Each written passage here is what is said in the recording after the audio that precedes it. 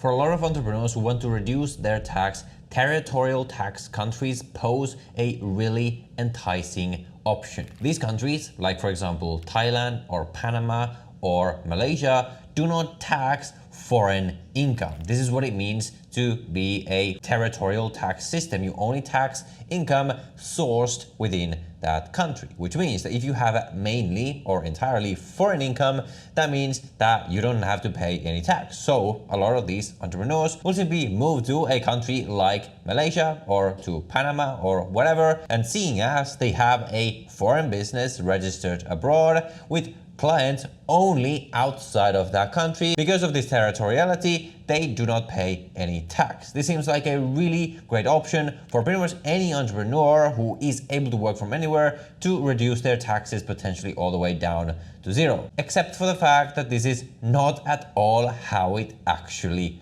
works. You see, while the definition I gave you of territorial taxation is correct, but where people get very confused is in the definition of what constitutes locally sourced income or foreign sourced income. People will think that simply because you have a business abroad or your clients abroad, that means that your income from this business is foreign, except that is not at all how it works. And in this video, I'm going to give you a full breakdown on how you can actually legally use a territorial tax country to pay 0% taxes. So first we need to differentiate between passive income and active income. Now, if you mainly have passive income, so this could be rental income, dividend income, or any kind of income from assets abroad, or you have perhaps pension income, then it is very possible for you to benefit from living in one of these territorial tax countries. Because for passive income like this, the source of the income will almost always be where the asset is located. Although obviously here you need to remember that on a lot of these kinds of income, you will then be taxed only in the country where this income is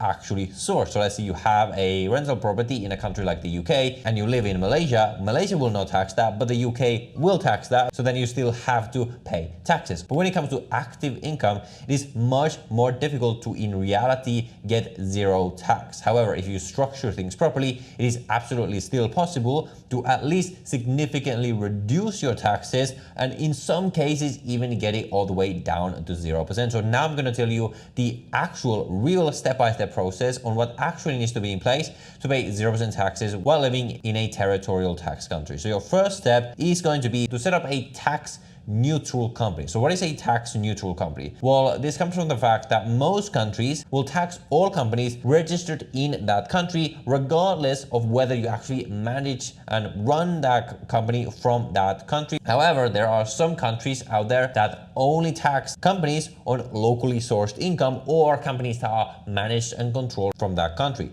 Great examples are going to be Hong Kong and Singapore, great company structures that offer amazing banking while offering this tax neutrality, where let's say you set up a Hong Kong company, which is often what I recommend in these kinds of cases, and you do not manage that company from Hong Kong, you do not have any real operations in Hong Kong, Hong Kong will not tax that company. And this is good to have regardless of whether you're actually going to live in a territorial tax country, because it allows you to not have to deal with double taxation, i.e. you don't have to deal with taxes in the country where your company is registered and also in the country where the company is actually managed from. So I usually recommend Hong Kong in these kind of cases, as long as you don't live in a zero tax place where you could just set up the company there. They have a great legal system, you can get great banking for it, and generally it is very, very easy to set up. However, to actually get this 0% tax in Hong Kong with this Hong Kong company, it's not as simple as just setting up the company. You need to apply for what's called the offshore exemption. You need to have a secretary for the company. You need to have accounting for it. Obviously, like all these processes still need to be followed. And this is where the partner of this video, Awesome, comes in. They're one of the most reputable corporate service providers when it comes to setting up a Hong Kong company. With them, for a very affordable price, you can get everything that you need, including the company secretaries. You can get accounting for it. They will even help you open a bank account for the company. Essentially everything that is needed to set up the company as well as run it all in one place. And in case instead of Hong Kong, you want to go for a Singapore company, which is the other structure that I talk about a lot, that often makes sense in these kind of cases, they also offer services for that. So whatever kind of company you're looking to set up, I will leave links down below to Awesome. And if you use one of those two links for either Hong Kong or Singapore, you can get 16% off on all of their services. Now, setting up a tax neutral company is of course not enough to get 0% tax. So step 2, to benefit from a territorial tax country, let's say you want to live in Thailand, for example, you need to consider where is the genuine management and control of this company. So you cannot have any active management from the country where you actually live, because in most cases, this will mean that this company is simply going to be treated as a locally tax resident company. You cannot have any board meetings happening in the country where you live. So in most cases, if you have just a small business where the business is kind of just you, this basically just doesn't work. Being in a territorial tax country basically just doesn't help you. What you're going to need is either to use some kind of corporate management services. So there are these services that are available in a lot of low tax countries. They essentially offer this as a service where you can get them to like manage your company for you. And by the way, this then has to be genuine management. They actually have to make decisions. So this is not a decision to be made lightly. Or you want to have a business partner in a different country. And for example, I have a software business where I have a partner living in the UAE. So let's say I decided, not that I'm going to do that, but let's say I decided that I wanted to live in Malaysia. We could potentially structure it in such a way where this partner makes the genuine management decisions. They have the decision-making power, and then I could claim that it is not managing control where I actually live, therefore not being drawn into the tax net. But this is still not enough, because then you have to consider step 3, which is to avoid permanent establishment. So even if you have a company which is genuinely non-resident in the country where you live, because it's not managed and controlled from there, even then, if you perform work in that country for that company, that will often constitute what is called a permanent establishment. So you yourself cannot be doing significant work for your company. So essentially entirely has to be outsourced. So you're just the shareholder, not an employee, not an active manager. And on top of this, you cannot have employees working in this country, because if employees work in this territorial tax country, as we learned before, work done constitutes a source of income. So if these employees are doing work for your company, at least a portion of the business that is being carried out by these employees is going to trigger a permanent establishment and therefore local taxation. This will also happen if you have something like a warehouse